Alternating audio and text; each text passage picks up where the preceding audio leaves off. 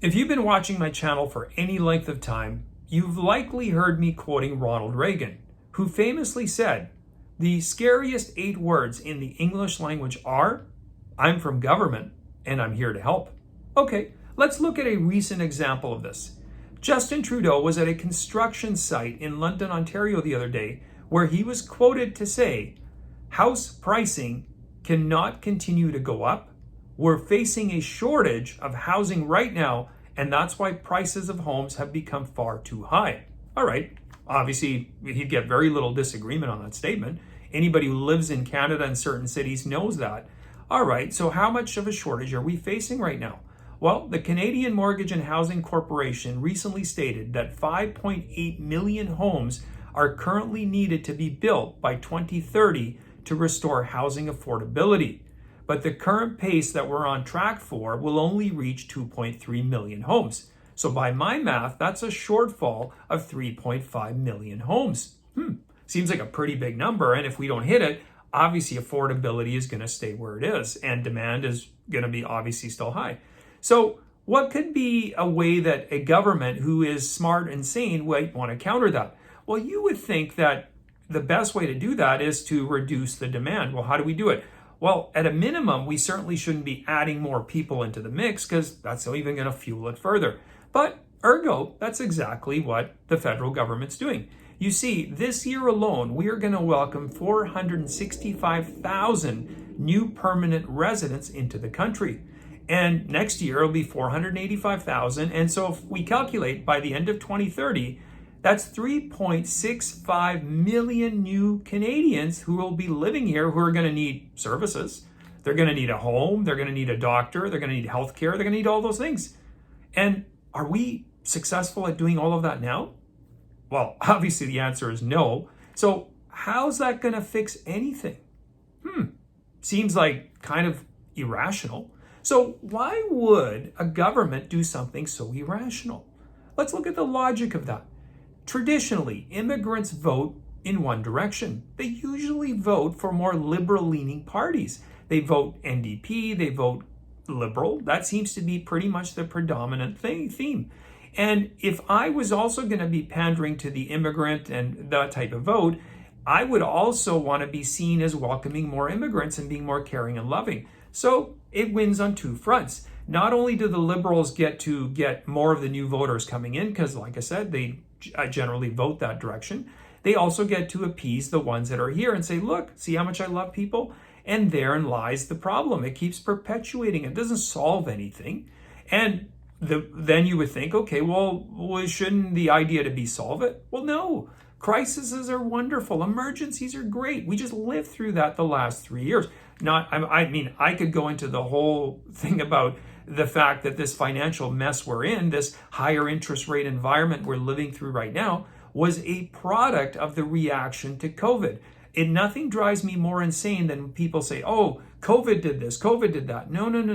COVID didn't do a damn thing. It was the response to COVID that has caused our problems, because what did the feds do? Well, the Liberal government, they shut the whole economy down in 2020. Everything was shut down for a few years, and they went on a spending spree. And in order to encourage people to not be paying attention to what was going on, they lowered interest rates and everything else so people could just spend in a frenzy.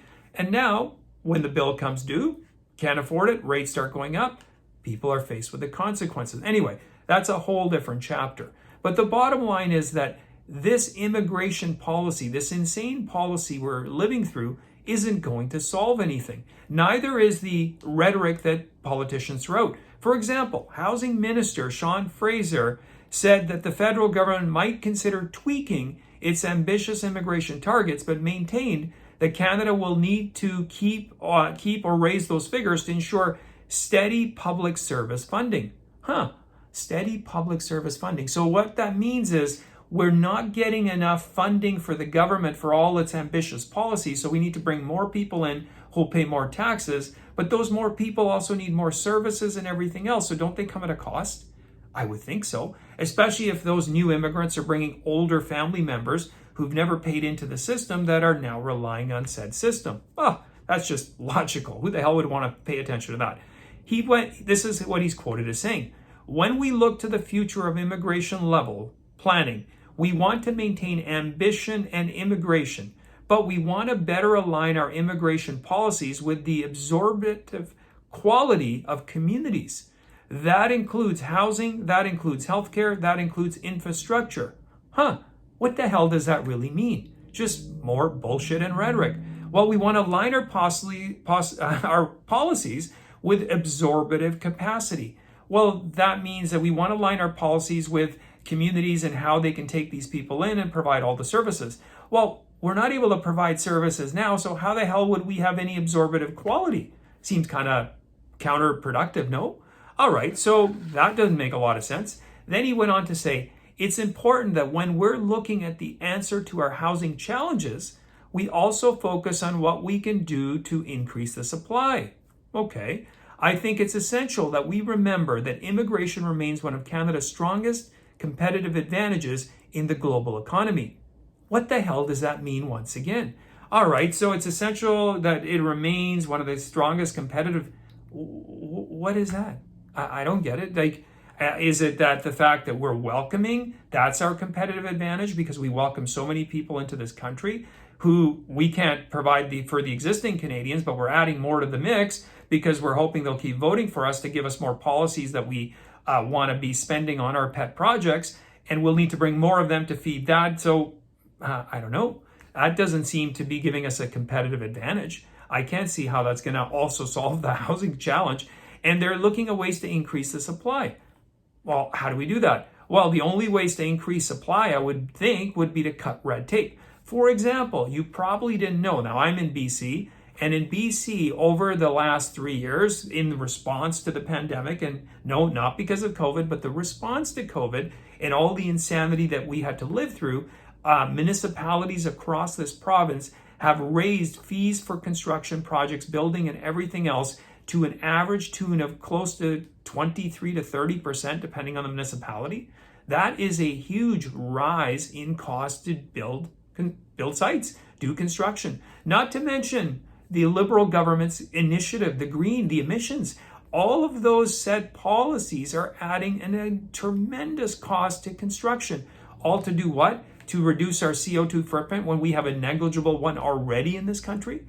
This is what happens, folks. Regan was right. When these people offer to do anything to help you, you should run for the hills because these people are the most incompetent dipshits that run things. This is who they are. And they're not going to be solving anything. We just laid out the numbers. The 3.65 million new immigrants are coming to the country, and we're already short 3.5 million homes. I don't see how affordability is going to get solved. We already have a shortage of doctors. We have a shortage of everything for the amount of population we currently have. Our current population, and again, why we're bringing in immigrants is our birth rates are low because we're not encouraging birth, because we're promoting transgenderism and everything else, and all the other insanity that leads to people not having children or anything else. Not to mention, we're frightening them. The world's going to end in 10 years anyway, so why would they have children? These policies, this moronic outlook on the world is what is causing our current state of affairs.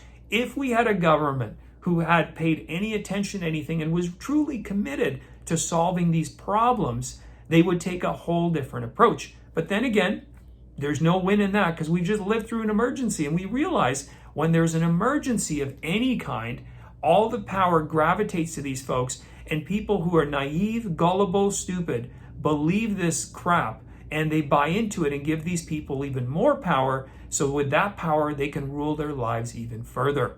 Anyway, I thank you for watching. I do appreciate it. Please post any comments you have in the comment section. You can also follow me on my Rumble and my Locals account. If you haven't yet subscribed to my channel, please do so. And you can also follow me on Twitter at Camera612. I'll see you next time.